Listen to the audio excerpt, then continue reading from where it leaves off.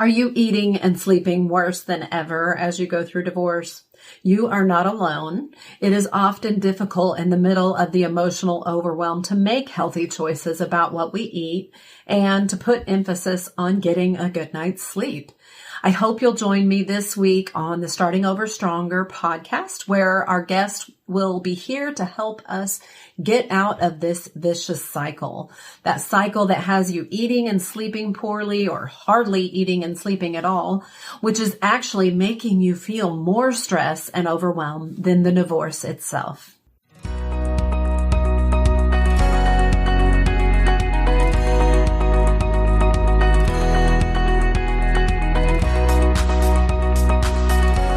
Welcome to the Starting Over Stronger show, where you'll find help and hope for your divorce survival and recovery.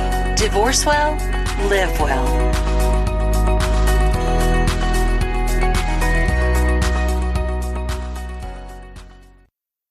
Welcome back to the Starting Over Stronger show. Thanks for joining us again to bring you the topics that are of interest during your divorce. And today I want to welcome Kelli Calabrese to the show. Oh, Annie, thanks so much for having me. I'm happy to be here. Very, very good. Well, tell us, who is Kelli and what makes you an expert on what you're calling intuitive eating and sleep? Well, thank you. I, for 35 years, have been a fitness, nutrition, lifestyle, wellness professional. I do have 3 college degrees and 28 certifications. So wow.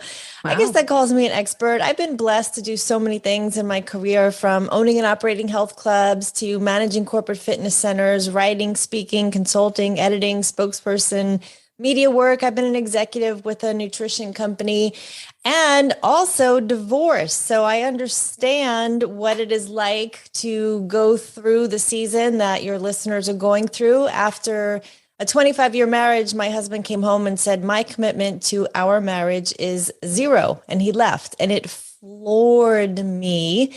Yeah. And I was thankful that I did have my health and nutrition. And even with all that background, it was very, very challenging. So my heart really goes out to your audience. Yeah, of course. Well, thank you. I appreciate you sharing that, because it certainly does help listeners to know that you've been in the shoes that they're walking in now, so that they understand that you get it. You're not going to give advice that, is one of those things that's easier said than done, because you truly have done it. So thank you for sharing that. And let's just start with this. I think on some level, we all know that what we eat and how much we sleep affects how we feel. So, certainly it could cause us to feel even more stress and more overwhelmed than whatever the circumstances are that we're facing if we're not eating and sleeping well to begin with. But what would you say about this vicious cycle of eating and sleeping bad because we feel bad, and then feeling worse because we slept and ate bad, quote unquote bad? What are your thoughts on that? You can disconnect the body, the mind, the spirit, the emotions, the soul, the will. I mean, it is all interconnected. So everyone affects the other one. So if one thing is off and you're just in the emotions of this grief, whether it's shock, denial, confusion, anger, bitterness, depression, name any of the stages in the grief cycle until you really get to a place of healthy, readjusted, having new relationships, having hope again. It's a roller coaster, and so much feels out of control. So you're probably moving. You might be going to work for the first time if you were a stay-at-home mom in 15, 20 years. Your kids' schools may be changing. There's just your friend group. So much change is happening and feels out of your control. There's fear about money. You might not be sure how things are going to go there. So the one thing that you feel like you can, if we want to use the word control, is what's passing your lips. And right. Some of the ladies have probably heard about the divorce diet, where there's sort of 2 ends of a ditch of that, where one end is you are so numb and so in shock and just so victim mode, wherever you find yourself, that you can't even think about eating because your physiology is just so ramped up that it literally, if food hit your body, you would almost reject it and vomit it out. or you're just emotionally so depressed that you don't even feel worthy of eating. You don't even care if you eat. And then the other end is we're trying to fill this need of feeling loved and comforted and secure. And all of that is gone or up in the air. So we're filling it with food. We want to comfort and soothe ourselves any way that we can. So it's just a reaction to go through the drive-through, or while you're in the grocery store, you're filling it with all of the comfort foods or drinks. We know that, alcohol could also be an issue during the season because we're just trying to feel loved and secure and out of pain. Mm-hmm. Absolutely. Well, before I go any further, I do want to acknowledge that I'm as guilty, obviously, as the next person of using the word bad to describe unhealthy or less than ideal sleep patterns or diet. And I kind of hate that I do that. I wish I could easily strike that word from my vocabulary, because I know that the last thing anyone needs when they're already not enjoying the ideal sleep schedule or nutrition is to feel like they're bad because of that. So if you would just kind of speak to that cycle and any thoughts that you have on about the word bad used in context of nutrition and sleeping. Yeah, we're talking about intuitive eating, and really it's sort of the anti-diet. So it's about not imposing these strict guidelines about good and bad and avoid this and eat this. And it's really about having a healthy attitude about your body image, about food. And it's about taking the anxiety away from it. So it's not that, cheesecake is bad and blueberries are good. Like we know sort of kindergarten nutrition, we need to exercise common sense that no, we can't just eat pizza and ice cream and beer every day because our body is going to respond to whatever we do. So if we're making what we'll call healthier choices, we're nourishing our body at a time when the stress level is so high that we need ultra nourishment, possibly even supplementation on top of eating as healthy as we can.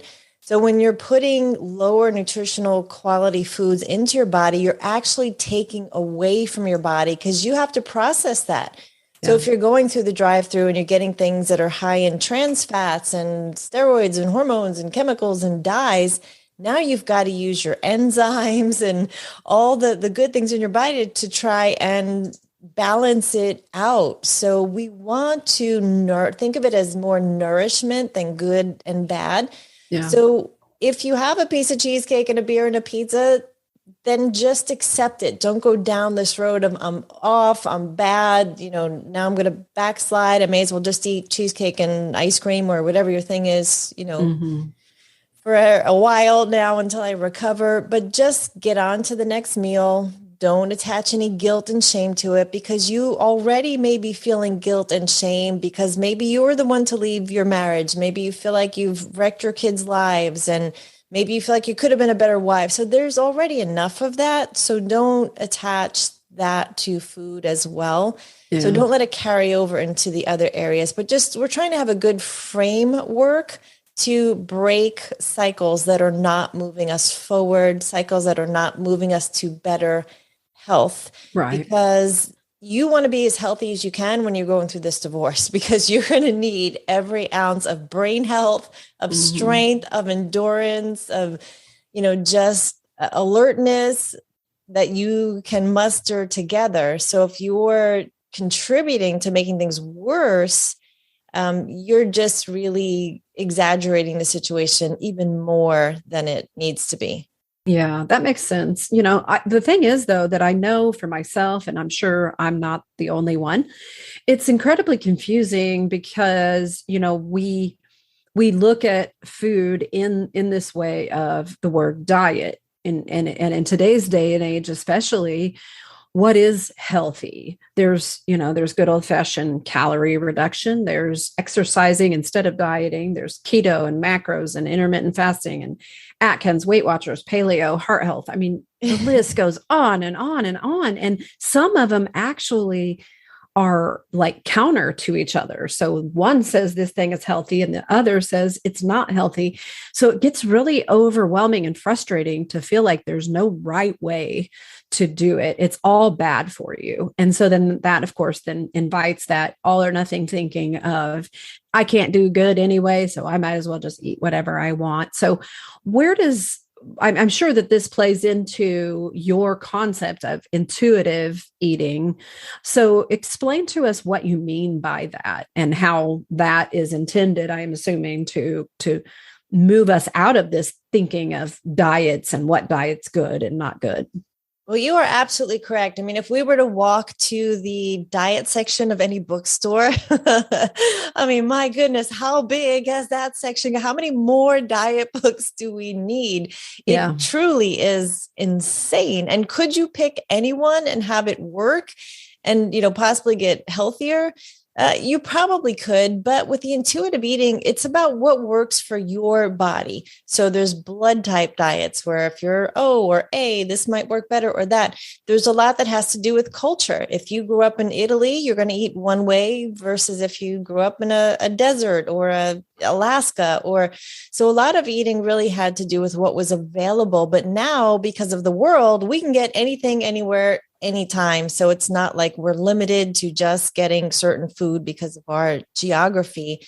Right. I would say, we want to go back to the basics. If you think about what's natural, so fruits, vegetables, lean meats, things that are the least processed really make sense. If I had to give it to people in a word, I would say a Mediterranean style, because I think that gives people sort of a snapshot. But even within that, you have to do what works for you. So some people do okay with meat and other people don't digest meat well. So there is a little bit of trial and error that may need to happen. And that's what the intuitive eating is, where you're really noticing after you eat something, how does my body feel? Am I inflamed? Do my joints hurt? Did my eyes get puffy? Do I feel lethargic? Is my stomach feeling like, oh, this doesn't agree with me? And an elimination diet is a good place for some people to start. So if you are eating a high carb, high gluten, high processed diet, start to remove those things and notice how you feel, and don't do everything at once. So if you think you might be sensitive to dairy because after you have yogurt or milk or eggs, you do feel bloated, try removing dairy and then see how you feel. Some people are great with dairy. I always suggest quality is important. So if you're going to eat dairy, that's a place where you would want to choose organic.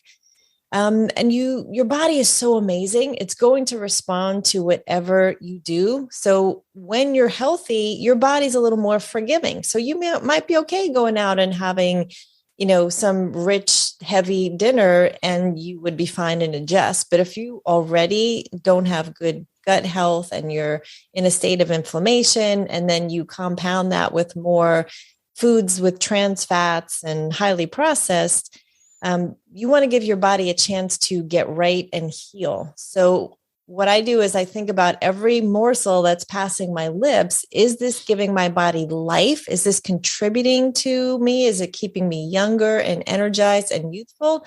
Or is it taking away from?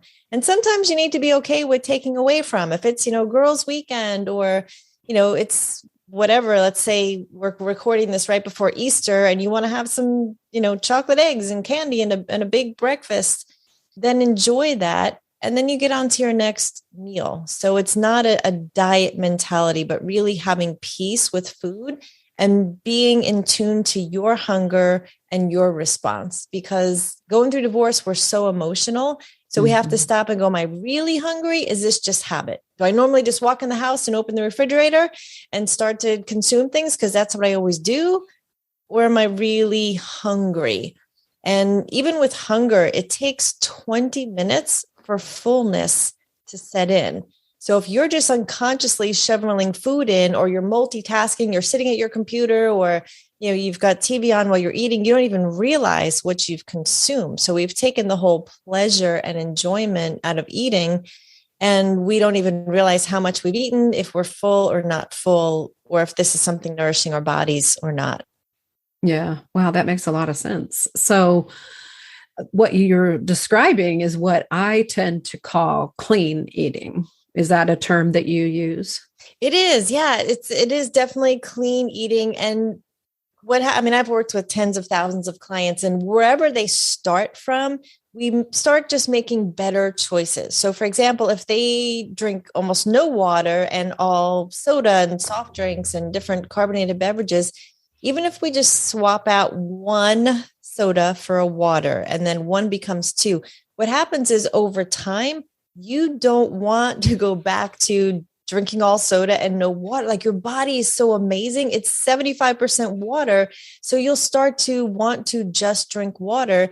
And then months down the road, if you're at a party and you have a soda, you will almost feel like you're drugged, like your body is that amazing. So when you're used to putting clean in, it's almost hyper responsive. So if I went to a party and ate a piece of cake, I would enjoy the cake because I felt like having it, but my body would feel like it was a little bit drugged because I primarily eat clean.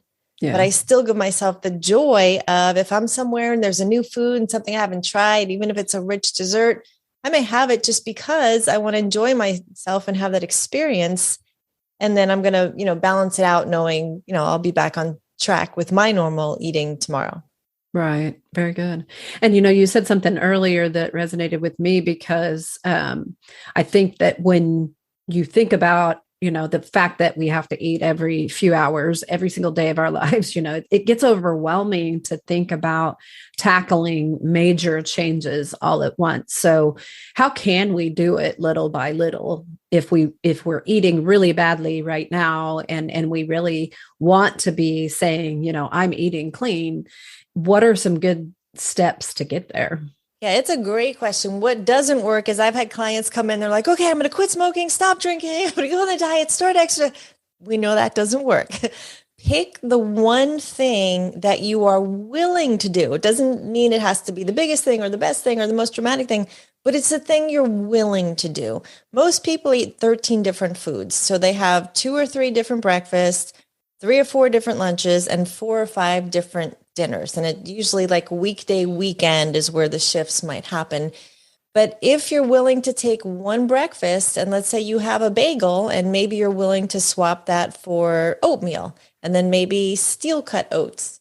And then you might consider one day a week, even intermittent fasting where you push your first meal a few hours later. Pick the one thing. So if you normally eat donuts and you're willing to switch it for a bagel, that would be an improvement. If you're willing to go from the bagel to having, a wholesome yogurt, something like that, make a better choice from the one that you're making, even just 1 degree, but it's the one you have to be committed to, not just because it's the best one, because someone else said, or some book said, but going back to those kindergarten nutrition rules, like, okay, I should not be eating ice cream at 10 o'clock at night. So I'm just going to, cut out that nighttime ice cream, or I'm going to switch the ice cream for a yogurt. Pick one thing and stick to it and have a reward system set up and have an accountability partner, whether you're using something digital like an app or you have a person or someone or something that you're checking in with to give you feedback, and then have a reward set up. Because if you're not, you're just depriving yourself of celebrating something good. When you reward yourself, you want to continue and keep going and do even bigger things. Yeah, for sure. I like what you said about all of that. And as part of that, I know you said earlier something about supplementation. How might that help as you're making these transitions? Yeah, our foods just in general are not as rich in vitamins and minerals and nutrients as, say, our grandparents. So if I were to take a bowl of spinach now compared to my grandmother's, there's less vitamin K, there's less vitamin D, there's less iron, less everything. So I would have to eat a huge amount of spinach to get the same nutritional value that my grandmother did. I'm not suggesting people go to their local vitamin store and load up on things, but if you have not had blood work done recently, that's always a good place to start because now we're not guessing. Mm-hmm. So you might hear, somewhere on TV or wherever that it's good to take vitamin D. Well, perhaps go see, is your vitamin D low? And everything always has a counterbalance. So for example, your cells have a sodium and potassium pump that work together. Vitamin D works with other things. So if you just start taking vitamin D, it may throw something else off. So it's always good to get blood work done so you're not guessing. A lot of times women are low in minerals as we get older. So your zinc, for example, might be low. But unless you test, you're just guessing. So it is a good idea to go to either a natural pharmacist or a nutritionist to get a plan together for you rather than just guessing. Okay, that makes sense. Are you getting the support you need as you divorce or face the possibility of divorce? Did you know that for just $55 a month, you can be a part of a 1-hour weekly support group call of people just like you? Some haven't even filed yet, but they know the marriage is not sustainable or healthy. Some were served papers they didn't want. Others are feeling empowered that they finally took the reins of their life and hired an attorney and a divorce coach to help them navigate the uncertain waters of divorce. All of them are facing fear, grief, loss, confusion, and pain, and they're finding help and hope in a Starting Over Stronger support group. You can get registered today for a group at startingoverstronger.com/groups and start this week in getting the help you need to divorce well and then live well. Remember, divorce is hard. Life after doesn't have to be, but the support you get now is what makes the difference.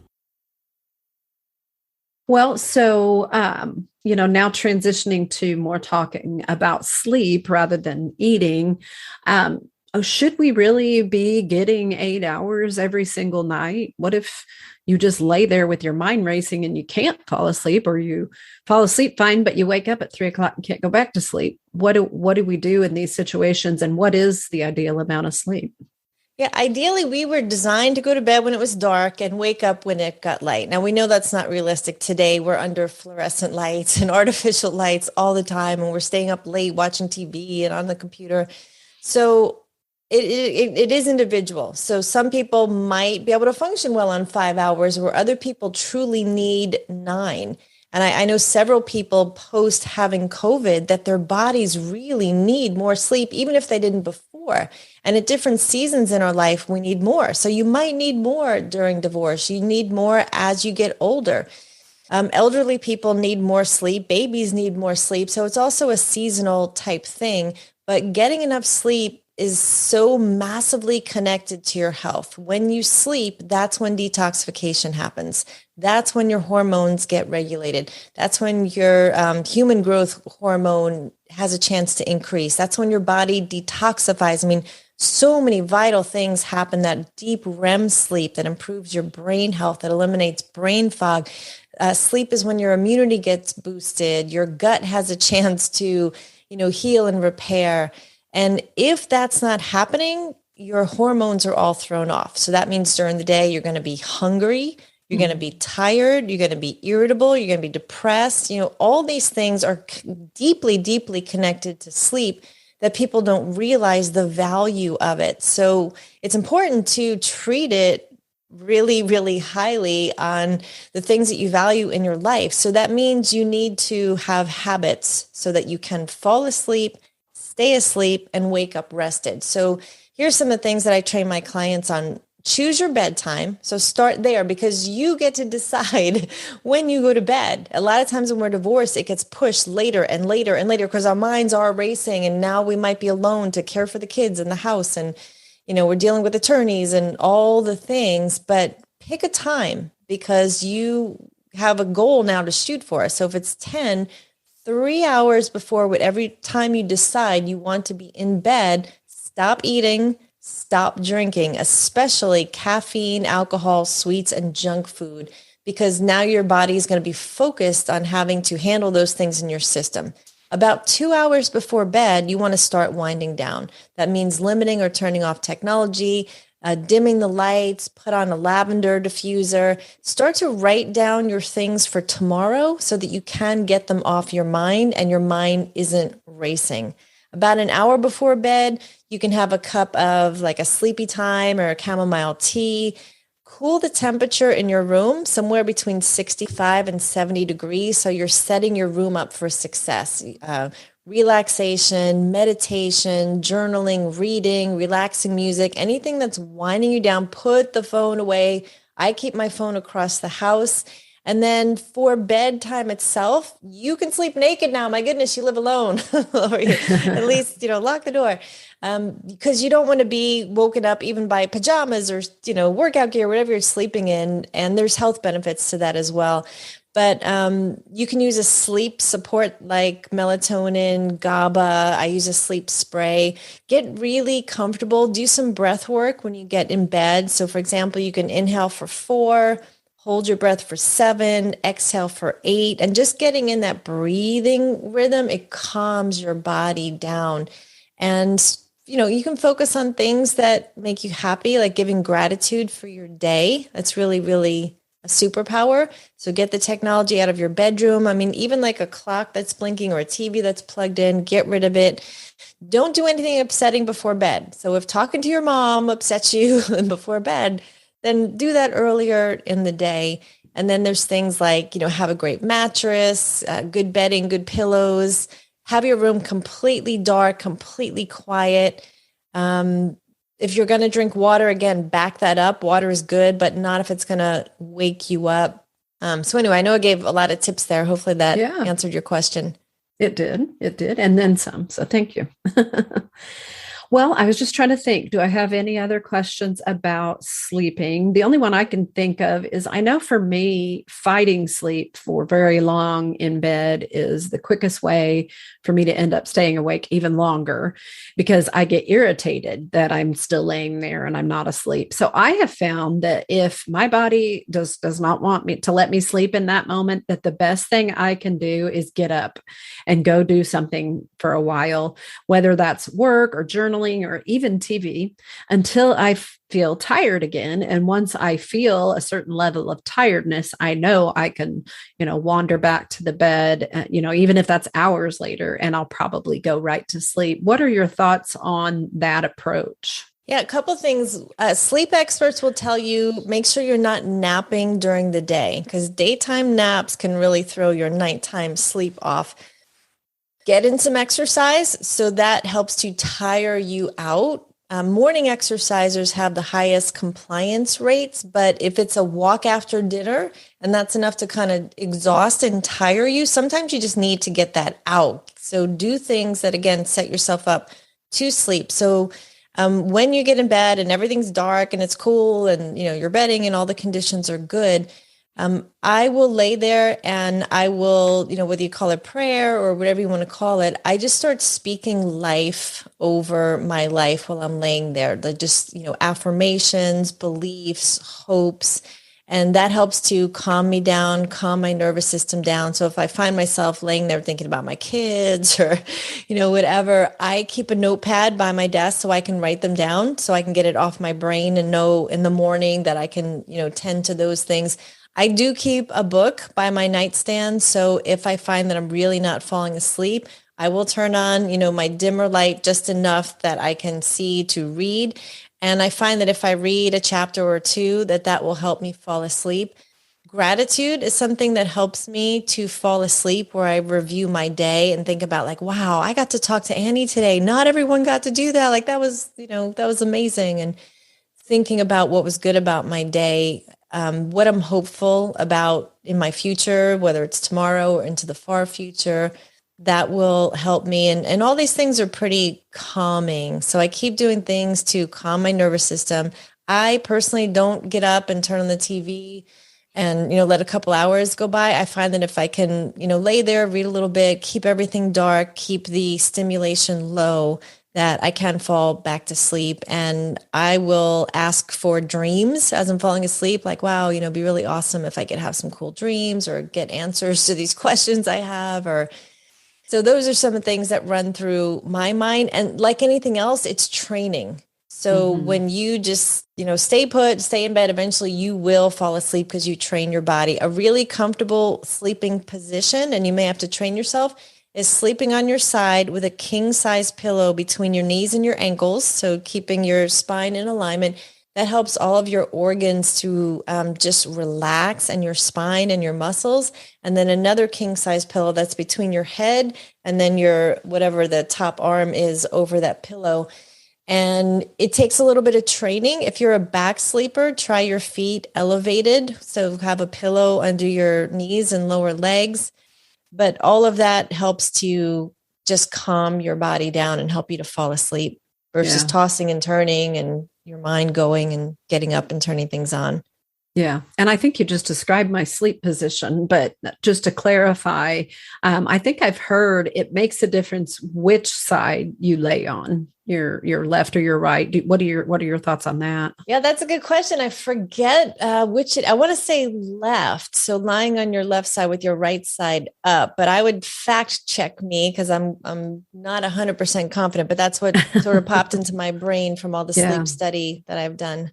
I never could remember, but for me, I have to lay on my right side, but I have that exact same position otherwise. And I think that for me, that's because I have some pain in my left shoulder that gets aggravated if I lay on it for very long. So anyhow, that aside, the things that you mentioned that work well for me are exercise, a gratitude journal, and reading. And, I forget because so much of our lives is electronic now, and I'm just as guilty of that as everyone else. And so I'm typically more of an audible reader, which is, listening to an audiobook, not even really reading, but I do have some paper books, and I have found that when I actually read a paper book, I do find it easier to get tired in doing that. So I like those suggestions. Yes, I do read a chapter, just as part of my nighttime ritual, and I fill a page, and it's a big page. It's not a little notebook. Every night I don't stop until I fill a page with gratitude.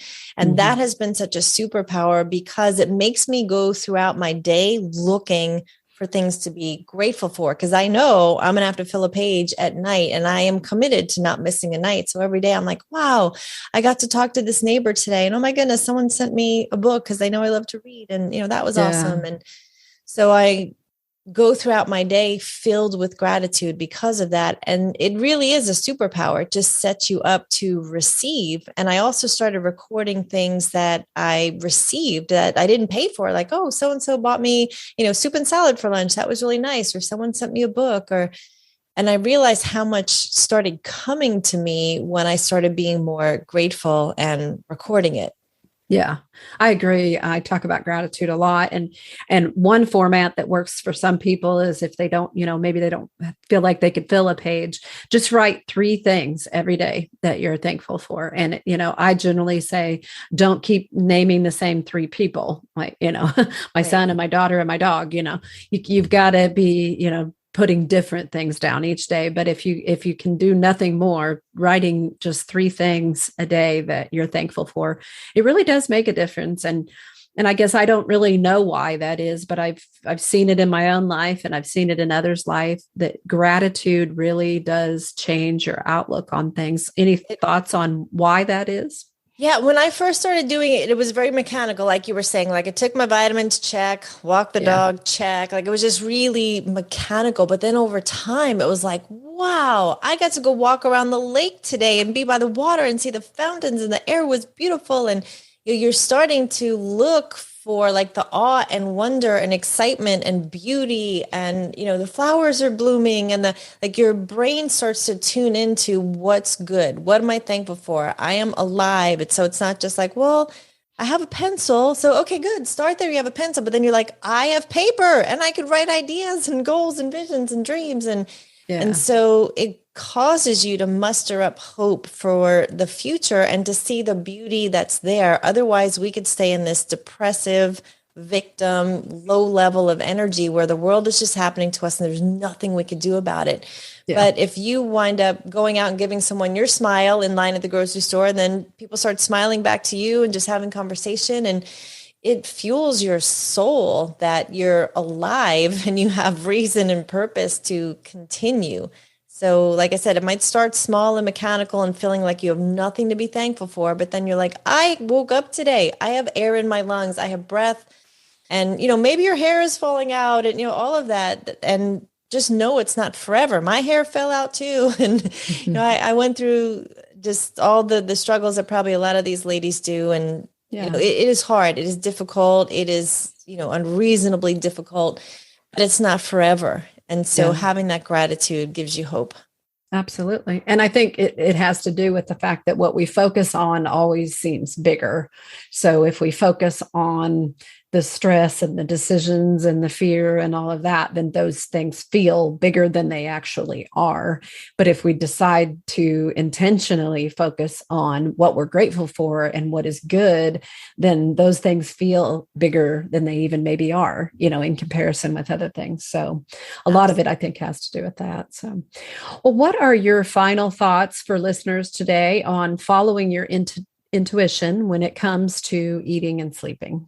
Yeah, I would say tune into your body. Notice what makes you feel healthy, what's moving you closer to your goals. You've got to get into some action. If you want to be better, you need to do something about it. And none of us are getting younger. So as we get even older, we need to make adjustments if we want to be healthy and strong and capable and flexible. And so don't look at it as a control thing, but look at it as just a beautiful way for your body to respond in nature. And because your body's amazing, it can reverse aging. It can reverse disease. It can reverse even the years of the stress and the loneliness and all of that. But you do have to take action to do something positive about it. So, let love win. Choose things that are healthy. You deserve it. You can get your sexy back. The best is yet to come. Your future can be better than the past. Your past doesn't equal your future.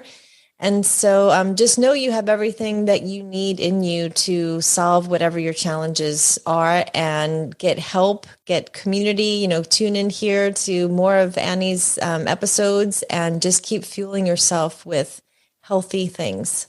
Absolutely. Wow. That was good. Thank you so much. There's been so much good stuff shared here today. I'm sure that you have thoughts about things that you maybe could or should be doing differently, but I want you to think about, what is your main takeaway today?